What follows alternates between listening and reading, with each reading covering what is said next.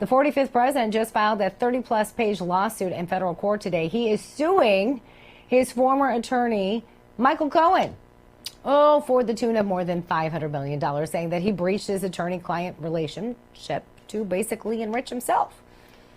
Breached his contract, defamation, etc. It goes on, not to mention Cohen got in trouble for actually perjuring himself. And I think it was, didn't Stormy Daniels also have to pay his legal fees? Yes, that's right. Very credible. Joining us once again, we want to welcome back our panel, Joanna, Rachel, and Angie. So he's firing back this time, saying, okay, let's do this. Stormy Daniels had to pay his attorney fees, which basically equates to what you basically got in the settlement.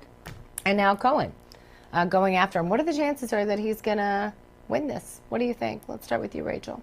Well, first shout out to Dr. Gina. Thank you. We love you and can't wait till you're back.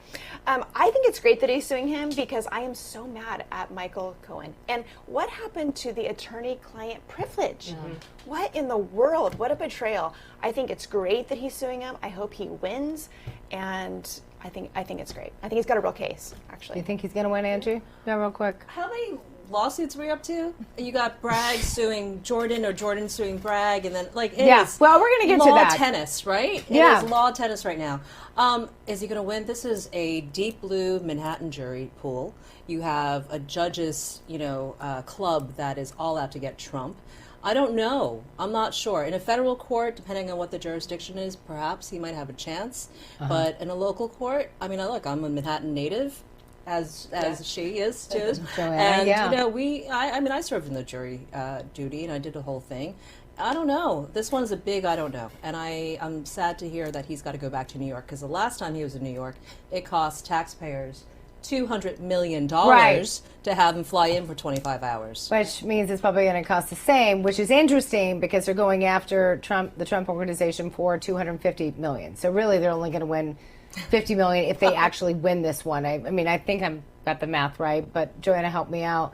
Okay. Yeah. What do you think the odds are? Because you were in New York. Angie's like, I don't know. Yeah. Well, I think the important thing is, regardless of the biased jury and the weaponized system, Trump's fighting back. He's proven to the American people that he's going to fight back for all of us. And again, attorney-client privilege went out the window. He has a case. And he's just fighting back against the establishment, the weaponized government system. So, he's just got to do it.